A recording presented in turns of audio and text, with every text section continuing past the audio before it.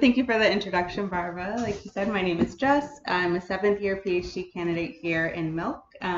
Rita Lucarelli is my advisor. I'm sure some of you have probably seen her talks. Most of my research specializes in Book of the Dead, specifically in the New Kingdom. But today we're going to focus on my dissertation topic entitled Hold the Line, the iconographic and spatial role of gate guardian demons in Deir el-Medina tombs. And if you happen to be a Game of Thrones fan, Hold the Line is a play on Hold the Door from Hodor. So, any of you Game of Thrones fans? You got it. Great. All right. All right, so this is tomb 292, belonging to an ancient Egyptian man named Pashidu. It was built for him or by him in the 19th dynasty, so roughly about 1292 to 1189 BCE, during ancient Egypt's New Kingdom, and it is located in an ancient village called Deir el-Medina. Pashidu was part of a larger community of craftsmen and builders, responsible mainly for decorating and for building the royal tombs in the Valley of the Kings. So the Valley of the Kings, as I'm sure many of you know as enthusiasts and or students of Egyptology, is where a majority of New Kingdom pharaohs and other royalty were buried. So very commonly, if you've ever visited, we find ritual-like text and vignettes or small accompanying images and scenes that are mainly taken from the Book of the Dead, although there is other literature present, carved or painted onto the walls of these royal tombs like those in the Valley of the Kings. The spell's inclusions within the tombs suggest that they played a vital role for the deceased, possibly providing them with the necessary tools and words and symbols that they required to be able to successfully journey through the netherworld, ultimately to achieve eternity for body and soul. Okay. All right, and before I go any further, just quickly, for definition's sake, sometimes you'll hear me say DEM instead of Deir el-Medina or BD instead of Book of the Dead, just so I don't repeat myself constantly. But as you can see, Deir el-Medina is located just across a set of hills from the Valley of the Kings. So it's located in what is now modern-day Luxor, specifically on the western bank of Luxor.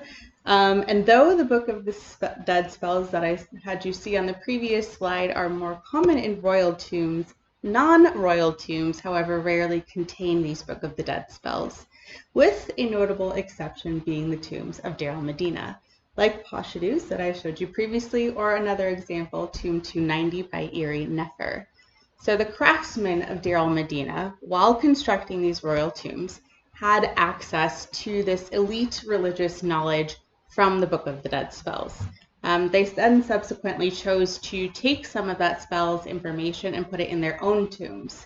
This is highly unusual, as you may have guessed. Not every day that a builder or a craftsman gets to work on royal tombs in the Valley of the Kings. So this choice to take this material and put it in their own tombs suggests to us a pretty unusual personal appropriation of what would otherwise be royal material by non-royal craftsmen. And there are numerous Deir el-Medina tombs decorated with Book of the Dead spells. However, 7 of these tombs have something very unique in common. So 7 of the non-royal tombs at Deir el-Medina are decorated with a small group of Book of the Dead spells, numbered 144 through 147, that are often referred to as gate guardian spells. These spells appear painted on the tomb walls and feature both text and vignette, or wall paintings, describing and depicting gate guardian demons. These spells state that a deceased encounters the gate guardians along their journey in the netherworld, and to safely pass by the demons and through their gates, the deceased must be prepared with the sacred knowledge that comes from the Book of the Dead spells, in order to be able to recognize and name each specific gate guardian demon to pass by them. So in short, my dissertation research aims to examine the nature of these gate guardian demons that are painted on the walls of these Deir el-Medina tombs. And here is an example for you of a really beautiful one, one of the better ones. All right, so briefly before we kind of launch into everything, I just want to set you up with some of the questions that are often rattling around in my brain as I'm doing this research. So first one being, what is the relationship between the spell, the text, the architecture of the tomb, and the paintings of the Book of the Dead spells, or the vignettes. Are there correlations or choices that were made that take into account the spells and the scenes and where they're placed in the tombs? And because we often find these spells on papyri, which is maybe the most common to people, are there any similarities or differences between the tombs and the papyri vignettes that we might see, or do they function in the same way? So, but before going through all of the updates, I would like to take a moment to really outline the broader context and relevance of my research. So, in summary, I've introduced to you gate guardian demons, who are studied within the broader context of demonology. These demons, as I said, are featured in spells 144 through 147 within the Book of the Dead. And lastly, these spells are often featured on papyri, but my dissertation looks at gate guardian spells within the tombs at Deir el-Medina, which, as I mentioned, happens to be a location where there is a significant concentration of non-royal decorated tombs. So, we'll launch off with discussing the Book of the Dead. And because you just have to, some of you, hopefully, probably more so than my students who are 18, will remember this pleasantly quirky film from 1999. It's seen by many and personally to blame for many of the Egyptologists of my generation, as well as being to blame for a lot of misinformation in the public about the Book of the Dead. So, Imhotep. Yeah. Very much so. So if you've ever seen the movie, you know that it portrays the Book of the Dead much like this. It's a complete book. It has stone engravings and gold inlay and lavish materials. There's a special key that I think is hidden in a sarcophagus somewhere to be able to access this type of knowledge. Of course, they do get one of the main things right, in that this knowledge is implied to be sacred and secretive and sometimes potentially dangerous. So, the Book of the Dead, first of all, is not a book in the sense that we think, nor is the name Book of the Dead the true name. The title for the Book of the Dead in the ancient Egyptian language is Peret Em-Hero, meaning going out in daylight, which personally takes a much more positive tone for me instead of Book of the Dead. What we know about the Book of the Dead is that this name is a modern name that was applied by scholars. And instead of being a book, it's roughly a loose collection of ritual texts and vignettes together that we call spells that served as part of the funerary equipment in elite ancient Egyptian burials starting in the New Kingdom, which is about 1500, lasting until about 50 BCE. So it had quite a long life. So these spells can be found on a variety of materials like papyri, coffins, tombs, mummy bandages, shopti statues. Really, they come on a range of materials. In tombs specifically, since that's what we're focusing on today, the beady is painted or carved onto the walls, and as I mentioned, is meant to provide sacred or secretive knowledge so that the deceased can successfully pass through the netherworld. In 2013, Stephen Quirk published an updated translation of the Book of the Dead for the first time in quite a few years, and wrote in his introduction, quote, "As a language-based study, most Egyptological writing starts from written compositions, but I have not found the resources to incorporate any detailed study of the pictorial element, meaning the vignettes, and its contributions to our understanding of the content." Unquote. Quirk mentions a really notable gap in scholarship, mainly the trend of focusing on philology and neglecting the vignettes in the beady corpus. Additionally, mainly philological study has emphasized papyri as the major material of the Book of the Dead and really offers little in the way of expanding and understanding other materials that we can also find these spells upon. So this trend tends to really obscure a relationship, if any, let alone how meaningful it might be between the spell text, the vignette, and the material. So as a result, we are left with questions about the iconography, the materiality. For example, how was the Book of the Dead used on diverse media, according to which artistic and religious trends throughout history? What are those trends and relationships between the spell text and vignettes? by themselves, or like I mentioned, when compared to papyri. So these questions carry over for us into the second broader context of Deir el-Medina. So like I mentioned, Deir el-Medina is an ancient village, which true name means the place of truth. It personally, and I think scholastically, it qualifies as an excellent ancient location to study tombs, decorated specifically with Book of the Dead spells. This village was occupied mainly during the 18th and 19th dynasties, mostly by the workmen in addition to their families. So we do have women and children that also inhabited this village. It functioned for almost 500 years, so there are multiple generations housed within the archaeological remains. And if you look briefly here, this rectangle is the foundation walls for the homes that are still originally preserved. On this side, we have more of the burials of young people, infants, and women mostly. And then on the opposite side, we have tombs that are carved into the hillside rock that majorly belong to the craftsmen themselves, although sometimes they do contain family members. So, like I said, the craftsmen worked just across the hill at the Valley of the Kings, building and decorating these tombs, and being exposed to the Book of the Dead content that they brought into their own tombs. We don't actually know why they chose to bring this material into their tombs, or why they chose certain spells over others. You know, it's almost an impossible question to answer. What is the intent or the thought process of an ancient person? But we do know that they are there. So we know that in a non-royal tomb, there are generally rarely, if any, Book of the Dead spells. So the tombs at Deir el-Medina are quite unique because they provide this opportunity to study the Book of the Dead in a non-royal context. Additionally, when we encounter Book of the Dead spells 144 through 147 specifically, we most often find them on papyri. So this set of spells in general is less commonly depicted in royal tombs, much less non-royal tombs or even tombs in general. So therefore, the spell's appearance within the Deir el-Medina tombs provides an ideal opportunity to move away from the Egyptological convention of focusing on philology and focusing on papyri in favor of what I like to call a case study, where my dissertation utilizes the tomb as a material for the Book of the Dead spells and focuses on the vignettes that are on the tomb walls. So I've been talking a lot about these spells, but I have yet to really show you these spells. So just to give you a brief example as we're moving forward, these are both Book of the Dead spells that contain 144 through 147. The tomb on the left is numbered tomb 214 at Deir el-Medina. It belongs to a craftsman whose name is Kawi. And tomb 1 belongs to a very famous craftsman named Senejem. If you've ever visited Deir el-Medina, tomb 1 is one of the tombs that you will inevitably see.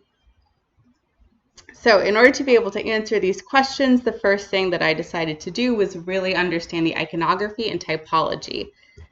But lastly, I want to touch on the broader context of demonology, because the gate guardians within Egyptological scholarship are considered demons. So before getting into specifics, it is important to establish the meaning of the word demon. So think of what that word means to you. You know, does any imagery come to mind? Typically it looks like this, or it does at least for my students. It tends to be scary, frightening, nightmarish, very much associated with negativity, hurt, and evil, and many more. So hopefully I speak for all of you when I say that demon for us is a very loaded term and one that very often conjures up negative connotations. However, when I refer to demon, we must remember that mostly modern scholars have adopted what is originally a Greek term called daemon and means lesser god, and they've applied it to define what is essentially this very abstract ancient Egyptian supernatural class of beings. Historically, a daemon or a lesser god is best described as just an intermediary being. So by these standards, a figure like, I don't know, like Eros or Cupid, you know, cute little person with the bow and the arrow, would even be considered a demon because they're just considered a lesser god. And if we take that at face value, then there is little to no inherent negative connotation associated with the word. So in this sense, we can take it a little bit further And demons can be bad, they can be neutral, they can even be good, or anywhere in between. So I ask you to keep this distinction in mind as we further our conversation about demons in Egypt. So the ancient Egyptian language, to complicate things even further, doesn't actually have a word for demon. They possess no specific word for demon as distinct from any other supernatural class of being. In fact, they often use other class of being terminology to define demons, like necher, which means God. So what we have in ancient Egypt are what we think are these creatures or beings which generally exhibit some kind of liminality. So they tend to travel between the world of the living and the world of the dead. And they are most often found inhabiting the netherworld. And although the borrowed term of demon didn't exist in the ancient Egyptian language, there are terms that I've listed here that we think may be applied to what we would call demonic entities. Additionally, sometimes we find scribes that have marked different terms in red ink, which may indicate a demonic name. And for us, red is often a color that's associated with chaos or negativity. So there may be some type of malevolence that's implied. In addition to that, we sometimes see demon names that have this determinative at the end of them. It's a slain enemy determinative. And in other places, we see that used often in a negative connotation as well. So it leaves room to interpret at least somewhat demonic names or entities with having some kind of aspect of malevolence. So, Dr. Lucarelli offers two general classes of demonic beings that are mainly formed on the basis of nature and location. So wanderers and guardians. So for the sake of time, I will just summarize wanderers because that's not really where we're going to focus, and then I will go into more detail what guardians are. So briefly, wanderers tend to be demonic entities that roam around the world of the living. They tend to negatively impact humans with different maladies, sickness, nightmares, headaches, spooky messages. I think our most apparent like equality or equal would be like a ghost or like a haunting, something of that sort. On the other hand, guardians, as their name implies, will generally be guarding a single location from those who do not possess the right knowledge to pass by those demons. So in this sense, guardians may be viewed as benevolent toward those who do have the right knowledge because they will not harm those. Opposingly, the guardians may be viewed as malevolent because if you do not possess the right knowledge, the demons will harm you in order to protect their location. So at this point, I'm sure you realize that gate guardians are, in fact, guardian demons that are located in the netherworld, and as a whole play a pretty vital role in our Book of the Dead, spells 144 through 147. Spells 145 and 146 are variants of the same spell and are often seen together. They specifically mention portals, or sebehut, in Egyptian. Spells 144 through 147 are also variants of each other, and they refer to what is called arerut, which means doors that are guarded by those demons. And typically they have titles called doorkeeper, guardian, and herald. We very often see three demons that are grouped together, sometimes even more. So in this image here, you can see the tomb owner's wife approaching a few guardians. Upon encountering the gate guardians and really seeing them, the deceased typically proclaims, "Make way for me. I know you. I know your name." The emphasis on knowing a demon before acknowledging their name, as well as the visual representation of the demon, could imply that the deceased must visually recognize and name each guardian to pass by them safely. When it comes to analyzing these spells, the text is subject to less variation than the vignettes. So scholarship has focused primarily on textual evidence when studying these demons. For example, Ron Leprechaun, who was at the University of Toronto, studied these gate guardian demons and found that their names are very similar to the names of guardians who guarded temples on Earth. But unfortunately, most of his evidence was also textual. However, Book of the Dead spells 144 through 147 are unique in that they are among the few Book of the Dead spells that we consistently find with both text and vignette represented on the same material. So we should instead see these spells as an opportunity to gain a deeper understanding of the BD vignettes. And while scholars have somewhat addressed this issue, they again draw most of their examples from papyri and have given little analysis of the iconography in tombs past simple documentation. So in my opinion, and hopefully in yours up to this point, these spells warrant further investigation to determine their importance. This is exactly what I aim to achieve by using the vignettes that are depicted on the tomb walls. And the spell's inclusion in the three-dimensional space of the architectural tomb also prompts questions about the association between the gate guardian's function and their location.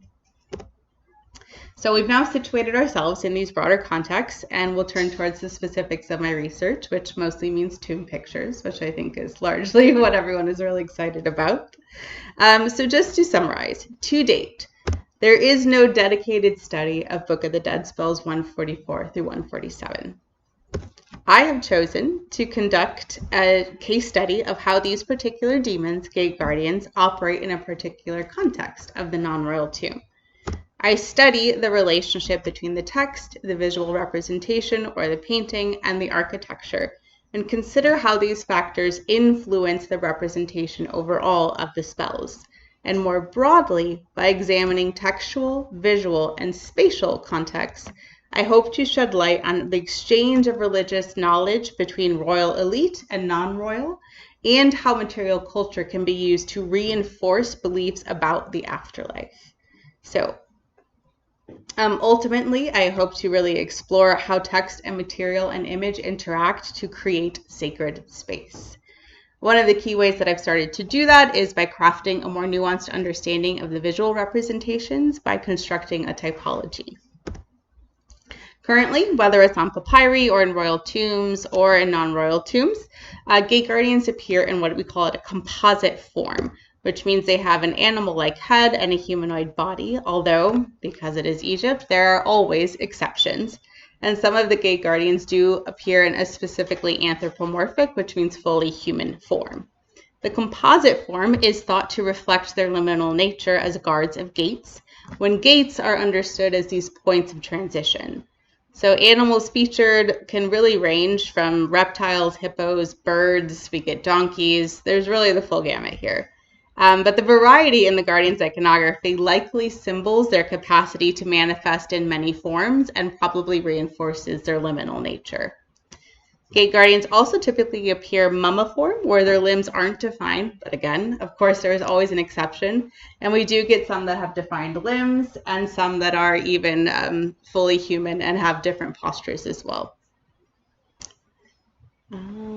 And typically they have what is called an attribute that they're holding. Most oftentimes they are knives, like I've circled here, but on rarer occasions you do see instances of Ankh signs, other symbols of life or well-being, and symbols of vegetation as well. I tend to think that the knives, and those are generally interpreted as possibly being malevolent, right? Because knives are a weapon that can possibly harm. But others argue that the vegetation and the Ankh is probably more of a symbol towards benevolence, which I think really embodies this sort of dual nature of the demons themselves, that they can harm or hurt, and they can also just let you pass. So lastly, gate guardians are placed within these rectangular spaces called doors, otherwise known as gates. So the guardians are usually in a static position, either standing or sitting near their gate, and in a way having a conceptual relationship to location and space, and maybe even architectural features, is probable because the gate guardians are rarely shown without their gates. So these Deir el-Medina craftsmen saw these spells. They decided to equip themselves with both the text and the wall painting in their tombs, prompting questions about the function of the visual representation, where it was placed, how they thought about the function of the gate guardians, and what that meant in where they decided to place it within their tombs. So to collect the data, I needed to do some field research because most of these tombs are very sadly understudied. I did mostly non-invasive documentation and spatial survey of 15 tombs, 7 of which, like I mentioned, are documented as containing Book of the Dead spells for the Gate Guardians, and then the other ones just have comparative demonic imagery from other spells. So when I did this, I went tomb by tomb and wall by wall and documented almost everything: inscriptions, iconography, technique, size, surrounding vignettes, essentially the whole wall plan, the mapping of the wall. And to do this, I photographed each wall meter by meter, moving systematically from top to bottom and left to right. So if you ever need a picture of every single inch of a tomb, you can call me. I use mostly wide scope as well as, just the regular for reference, but I use the wide scope to be able to get the full picture so you can reference things. And each picture overlaps because what I would like to do later on in my studies is eventually recreate three-dimensional models through photography and photogrammetry. So you need to have your images overlap. So by doing this, I hope to be able to reference later the vignettes, the condition of the vignettes, their presentation, as well as possibly looking at directionality of each spell. Which direction are they facing? Which wall are they on? Does that have anything to do with why they were placed there? And also the overall artistic arrangement. So do they have any relationship with some of the other spells that are there? I also conducted spatial survey of the tombs to help me contextualize them in this three-dimensional space. So that's mostly written documentation and drawing, distribution patterns between different tombs, floor plans, any unique architectural features, any evidence of an intentional arrangement or pattern possibly indicates an attempt to conceptualize the subject matter within the tomb. For example, if a tomb's arrangement and decorative schema are more standardized, then we can probably guess that there's a functional approach to the organization, where almost like a decorative shorthand. Whereas if the arrangements evolve more naturally, this would suggest more of an element of personal choice between each tomb owner. So this one always takes a minute to load. Okay, here we go. Just to give you, again, a brief example, this is what every file on my computer looks like. So this is a meter by meter photo of only one half of a wall in the tomb 290 that I showed you previously. So as you can see, you can kind of put it together yourself, that it creates one specific image and they overlap, which eventually when you put it into photogrammetry software to create a 3D model, blends it together so you can see the whole wall. All right, so what I've discovered is that you can see by these examples that I've put up with Tomb 1 and Tomb 6, what we might call a full Gate Guardian scene in two different conditions. However, they both show multiple Gate Guardians that are seated, arranged in two registers or two rows. And these two examples even have the same number of Guardians lined up horizontally. The Guardians face the deceased who stands opposite them, intending to approach the demons. Here is a detail shot of Tomb 6 from the previous slide. You can see that although it is badly damaged, you can make out the jackal head. This one specifically is located on the top register all the way to the left. So you can see the jackal head. You can see the sort of the rectangle shape that goes from the top down the back that has a decorative sort of frieze at the top of it. You can see the mummiform body because there's no defined limbs, and you can also see the knife here, although there's some bits of damage. Then there are what we might call abbreviated scenes, which is interesting because space was actually available in these tombs to craft the entire scene, but still they chose to create an abbreviated one instead. Other choices were made for the decorative schema. Interestingly, 2 out of these 3 examples were also located on the same wall or directly adjacent to the entrance of the burial chamber. In fact, all of these tombs are only found in the burial chamber. So, which may, as my research continues, suggest some intention to act out what's detailed within the spells, possibly to reinforce the efficacy of the spell. For example, if you are a deceased person, you're approaching a guardian, you're approaching a doorway, a gate, or an entrance, a transition of sort. So if you put the spell next to the doorway of your burial chamber, you're essentially linking that entrance idea. So on more than one occasion, I found examples that were previously documented as existing, and although I don't know the exact condition of the spells when they were documented, they are now sadly in various states of disrepair. Additionally, some of these tombs have not been accessed or inspected for upwards of 30 to 50 years, meaning no one has stepped foot in them for 30 to 50 years. So although the purpose of opening these tombs for me was specifically to look at the Gate Guardian spells, I was asked by the Ministry of Antiquities to take thorough documentation and to be able to turn that research over to them so they can update their condition reports. So it kind of became an even more meaningful project to be able to tell people what was going on inside of these tombs. So in some cases, like this one here, the cause of the damage is more apparent than others. For example, in Tomb 216, this tomb is actually currently being excavated, but previously I don't think it had been opened for about 12 years. It's being excavated by IFAO, which is the French archaeological team at the moment. Presumably before excavation is when it really suffered from this type of damage. It has collapsing ceilings. For a long time it was inhabited by bats, so of course then you get bat guano and damage from that. There was also what is likely an intense fire, or this specific burial chamber was exposed to intense heat, and that has a chemical reaction that changes the painting. So originally it was more polychrome, which is multiple colors, and because of the heat, it creates the reaction and turns the paint monochrome.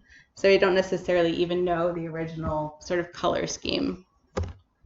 But you can, even then, still make out some of the scene for the Gate Guardians. So this one is unique in that it goes all the way in one register along the wall. Again, it is specifically located right next to the entrance of the burial chamber, even though this entrance is 3 floors down and pitch black if you don't have a light. But the inscription itself is really faded. There are 3 levels, like I said, so potentially some increased damage from oxygen exposure or light exposure, some things that we can't really figure out in antiquity, but you know, we've come up with this. You can still roughly see the Gate Guardians, and you can make out the text if you look very, very closely. 2 other examples are Tomb 5 and Tomb 215. So Tomb 215 is pretty small. I would say it's about the width of 2 people standing shoulder to shoulder. And ironically, it also has one of the best preserved, or at least partially preserved, scenes of the Gate Guardian spells. So you can still make out the Guardians with some text. You can see the deceased wife. You can also see the feet of what would have been the tomb owner ahead of her. Unfortunately, he has gone away. So you can see that. You can possibly make out that there were 2 different registers, but right now all we have is this little capture of a scene. That one is located just on the partial wall, so it's a pretty common placement. However, Tomb 5 is really unique in that the Gate Guardian spells are located on a platform, essentially, that runs across the floor of the tomb. And it's all but gone. It's still incredibly hard to see, and honestly, it's not much easier to see in person. But we can still make out the remnants of a few shapes and colors. Here's to give you a little bit of spatial reference for the tomb. This is the entrance, like looking from the other way. So you would come in, it has sort of this rounded arch, and then there's a raised platform about 1.5 feet before you go into a second chamber. And along this platform is where you find the Gate Guardians depicted. This is the only tomb that I found with this type of arrangement, so if anyone has any ideas as to why it is there, I would love to hear them. But even this, you can tell that there's no text surrounding it, so it's just the vignette. There's no depiction of the deceased approaching the Gate Guardians. And it's also unique in the sense that, from what I can tell, all of the Gate Guardians are identically represented, with the same head, the same color schema, in the same direction, unlike the variation in animal iconography that we've seen previously. So I'm looking forward to finishing my research, which will hopefully be this year. So I'm excited to see what's left to uncover, and as for now, I do have a few preliminary conclusions to share. First is that I observed a similar pattern of arrangement, meaning the Gate Guardian spells are most frequently arranged in the two registers, like you saw, with the deceased approaching the guardians and the guardians directionally facing the deceased. Although the number of guardians represented is sometimes subject to change, this commonality may imply that depicting one guardian serves to stand in for the whole, considering you can have one or you can have multiple. Another interesting note, which was actually suggested to me by Rune Njord, who works at Emory. He saw a couple of images and presentation, also happens to be working at the spells.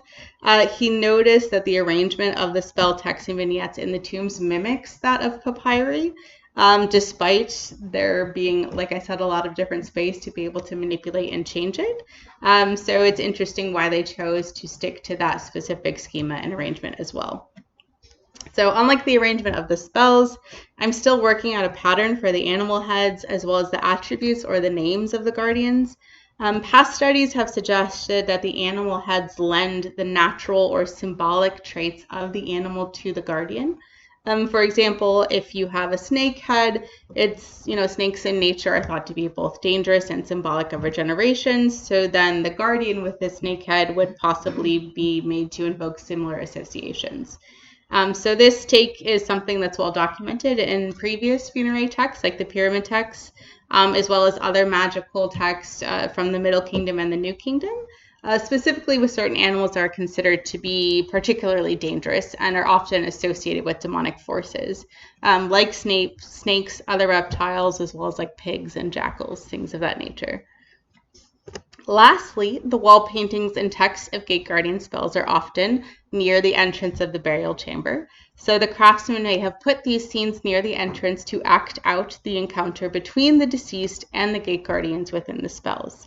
So this feature appears in a number of the tombs that I studied, so I may be able to use this commonality to better understand how and why the spells are mapped onto the walls. Like I said before, evidence of intentional arrangement may ultimately indicate an attempt to materially conceptualize the overall religious function of the Gate Guardian demons and the spells themselves.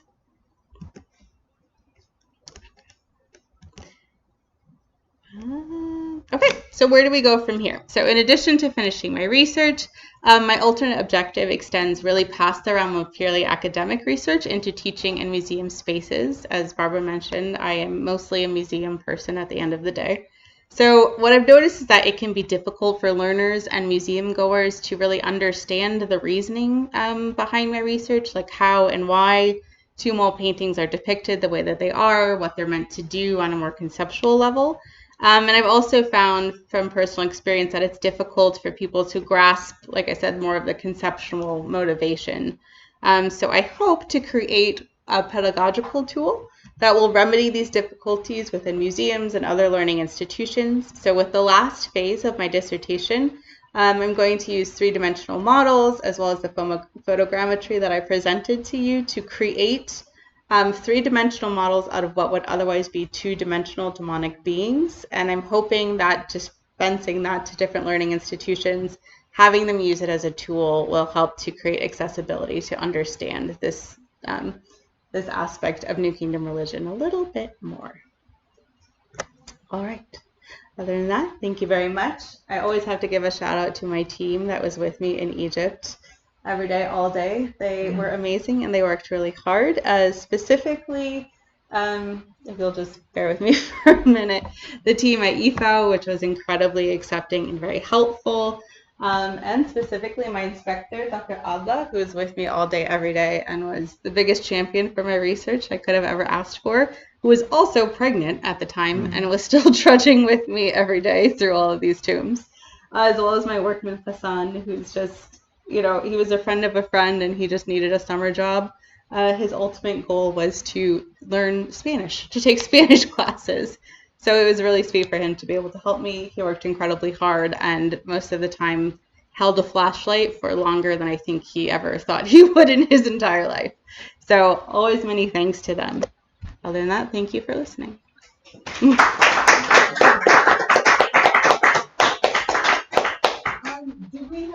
we have questions. The process that the ancient tomb owner was following for these demons to have them protect him or her, or was there other functions? Like they're going into the afterlife, and this is one of the first gates that they have to pass through, and were there words of power that they needed to know to get beyond the demon? Yeah, absolutely. So we can typically find these spells almost towards the beginning of a program of other spells, which I think sort of suggests that this is one of the first things they encounter. And every time that we see them, the deceased has to approach the demon and they have to recite their name and emphasize that they know them. Like I mentioned, like, I know you, I know your name. Each demon has a specific iconography and also has a specific name. So there's multiple different ones to know and to reference. And if, I guess conceptually, if you incorrectly name one of the demons, then each one of them can commit various and sundry harm to you. Scoop out your brain. Yeah, the list goes on and on. So they can harm you, and presumably that's what they do. But the purpose of showing the spells is so that that never happens. Whenever you see the spells depicted, it's always the positive outcome. And in part, I think that they depict the positive outcome as sort of this fail-safe, right? Just in case they forget something, they still have the outcome in their tomb, and the power behind the images maybe sort of reinforces that, they get the positive outcome that they want. I also think that putting the spells a little bit earlier in the program links these demons to other sort of trials and tribulations that you see, for instance, the final judgment, which also includes a demon in that. So there's definitely this common thought process between judgment and trials and passing something, being able to overcome it, to almost have this entire journey to enter into the afterlife. So the acre gods, were they considered to be demons? The what god? The acre gods, the ones that... Oh, I don't think so. Okay. But again, always subject to interpretation, because... They were like guardians more, right? Yeah, I think so. If you ask me, this is not a proven thing. This is just a hunch. I do think that there is a lot of association between gods that are meant to sort of make the way or pave the path. The Aker gods, Anubis, who's kind of seen as the god that leads the deceased down into the underworld. You see a lot of similar imagery and sometimes a lot of similar names or titles. So I do think there's a connection there, but I have not been able to prove it yet. I have a question. It's really fascinating talk, and thank you. I noticed that sometimes on the tomb walls, the gate itself is depicted frontally, and sometimes it's sort of in profile along with the guardian itself, so it looks like a little shrine. And have you looked at that at all and what it means? A little bit. What I've noticed is that there's an association between when the gate is frontal.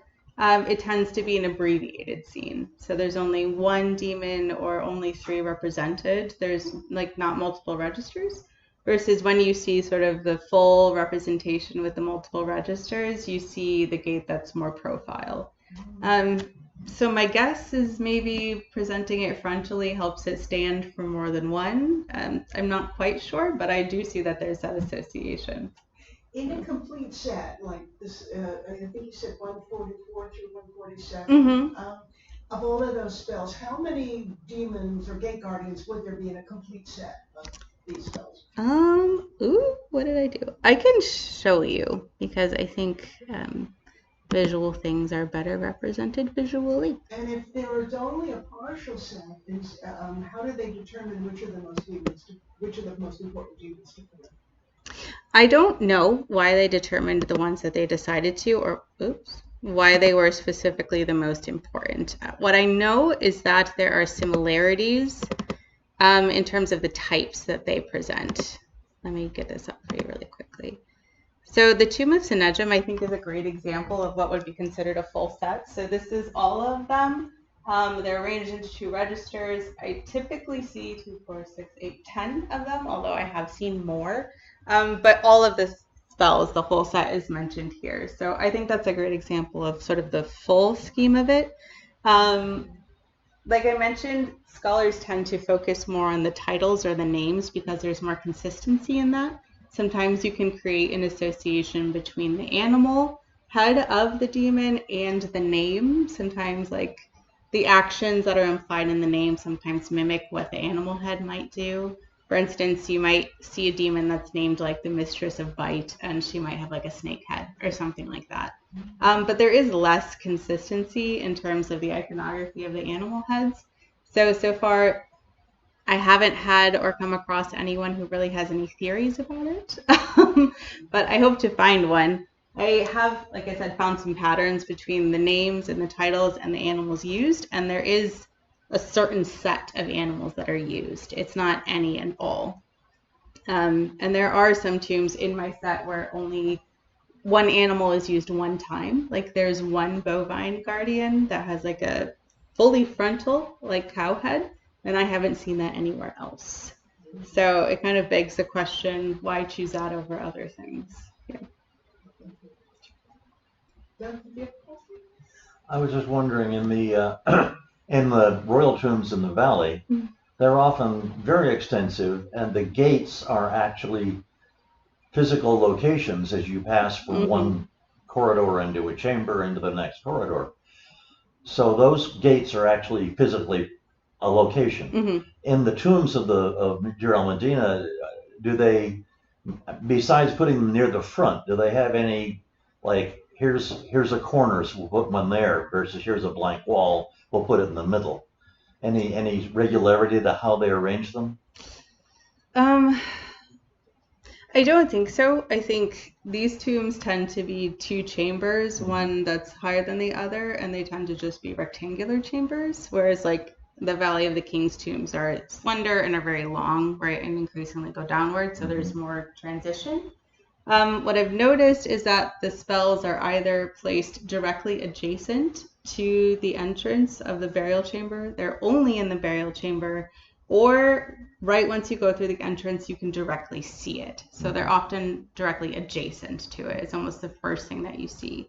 And I've also noticed that the Gate Guardian spells are often near the judgment scene or an abbreviated scene that represents the judgment, again, sort of implying that there's something about transition and success and journey. But with the royal tombs, I think that was all the way at the beginning, right? It's personally, I think it's a little bit dangerous to directly compare the royal tombs to the non-royal tombs.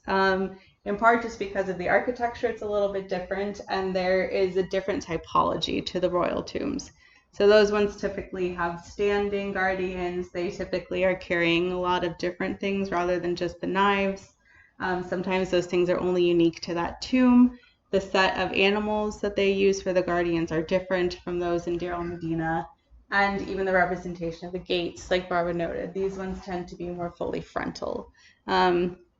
Although the guardians in the royal tombs do tend to be in like these antechambers, like the chamber before like a major room, which I think leads to the sort of transition that you were speaking to. Yeah, but it's you can take inspiration from it, but I think it's a little bit difficult to directly compare them because the typology is almost like incredibly different. Sort of a similar question. So you said the work people kind of incorporated stuff from the royal tombs. So in their daily life, did they also, I mean, I have no idea if there's any way to know that, but did they incorporate more religious practice that wasn't available to the general populace from knowing this stuff? Yeah, absolutely. Deir el-Medina is one of the places where we've luckily had a wealth of archaeological information. So you can see sometimes in the decoration and the painting that's left over in the homes There's some symbols that I think are more royal, but it's really interesting because it's also mixed with more non-elite or village traditions. So you tend to get these blendings that you wouldn't otherwise see. So even if you might not necessarily recognize it as royal because it's sort of blended, you can still sort of make out where the inspiration might have been from. I guess I was thinking more also just in their daily religious practice, or I don't even know what, I'm not at all knowledgeable about this, but Yeah. would they do something different than the average person? Presumably, but that's a little bit Yeah. harder to figure out.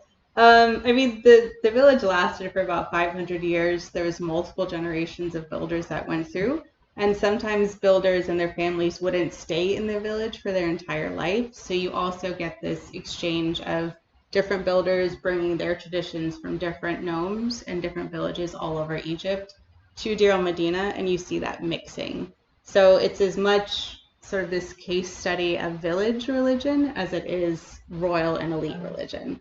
To the point where some scholars argue that you can't take Deir el-Medina as an exemplary for what a village life is like because of this interesting mixture.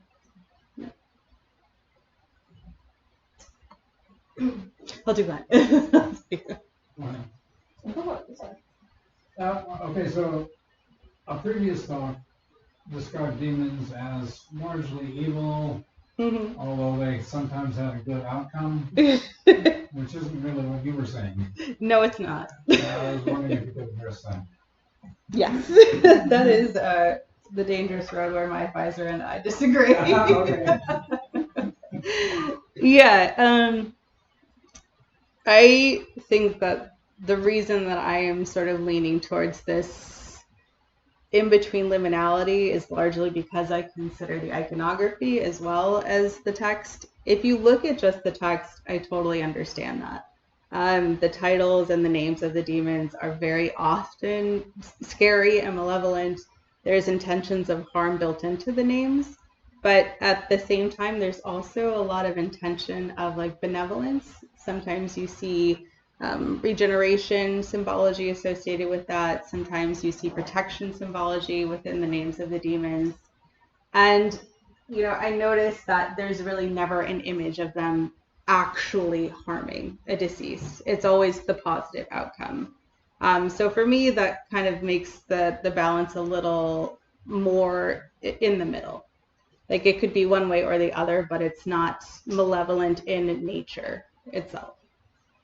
Well, that was a very common thing in Egyptian iconographies. Absolutely. Sekhmet is destruction but protection. 100%. Yeah. Amenet would be the paradigmatic example of your argument. I mean, she is, I guess it's a she is scary, but she never actually eats anybody's. Yeah. Yes, but absolutely. The potential is there, for sure.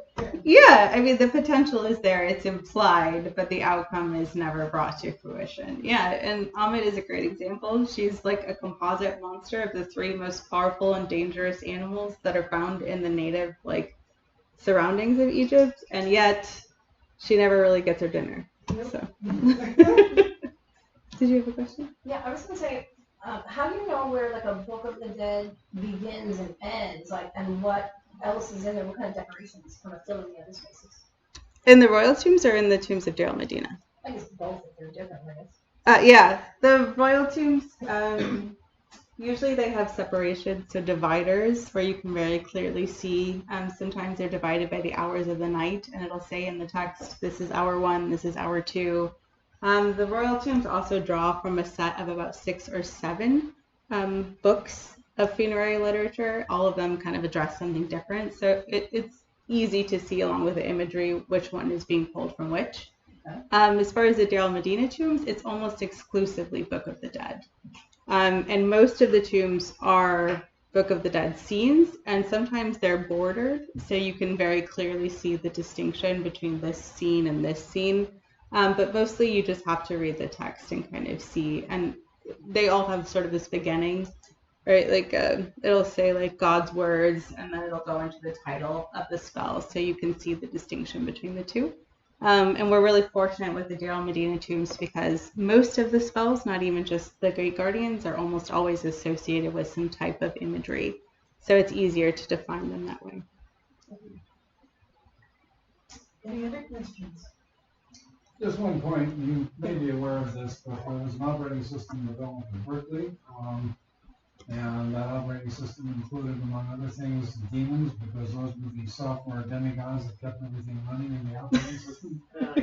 Berkeley Standard Unix is what Apple built an operating system on. There you go. So there you go. You know, you can't have a world without them. Yeah. Yeah. Did you? Yeah, is there any indication, not of the location of the gates in the tomb, but in mythical locations such as the horizons or the cardinal directions? For example, in chapter 155, which is a papyrus, which has a vignette in the shape of a tomb, there are gates that are at the fore. Is there any indication of that in any of these tombs? With the Gate Guardian scene specifically, no. The only association is near the actual entrance of the burial chamber. But yes, there are other scenes and spells from the Book of the Dead. Like there's a lot of off-airs, so you can see them, but they tend to be in different locations. There's also a lot of like doors to the sky. So there are different points of transition that you can see, but they're not mentioned in the Gate Guardian scenes. The only association is like the physical connection. And also some of the surrounding scenes imply, like I said, what happens afterwards. Like you have the Gate Guardian scene, and then directly after you have the judgment scene, both of which show the success of passing the trial. So I do think there's an association between the two of those. Like, so maybe you couldn't get that far yet because you didn't get past it. Yeah, yes. Yeah, I mean, you're getting into my other work. Yeah, like presumably you have to go through one to get to the other, and it kind of culminates. Yeah, that was my master's thesis. If you want to get into other theories. Yeah. Kind of continuing in the realm of theory, I was wondering if there's been any theorizing on the fact that this kind of media is not accessible to the non-royals. Mm-hmm. And so what that kind of significance is, because it's not a necessity clearly for them to get to where they need to go. So has there been any thoughts on the addition of this inclusion into the rituals? Yeah, I think around this time there's a really sort of interesting historical thing happening where more people are accessing the Book of the Dead, but just the Book of the Dead specifically. The other funerary literature in the royal tombs tends to remain exclusively royal, but the Book of the Dead for some reason has a farther reach. I think mostly because the material draws from a lot of different areas. We can see similarities in magical spells and temple liturgies. So it's almost this combination of a lot of different things. So I don't necessarily think that no one has any other exposure to this or any of the other contents. My guess would be it's about the representation specifically. In the tombs in the Valley of the Kings and being associated with the architectural space of like the entrance or transition, and then the inspiration from the papyri that they would have seen kind of all over the place in terms of the arrangement. So my guess is it's part of this combination of both of them, but the thing that's specific about the Deir el-Medina tombs is that they just had access to the way that these set of spells looked in the royal tombs, but they weren't unaware that the spells had existed before. Yeah. Can you just define spell for a non-Egyptologist? Yes, absolutely. It's basically just a text that tends to be the same, and it's typically associated with a picture, a vignette. So the two of those together equals a spell. That's it. Yeah, and sometimes you see the text and no picture. Sometimes you see the picture and no text. Sometimes there's little variations. Everyone always includes their own name because it's their spell, their papyri. Yeah, but there's definitely a standardization to the spells and the way they go.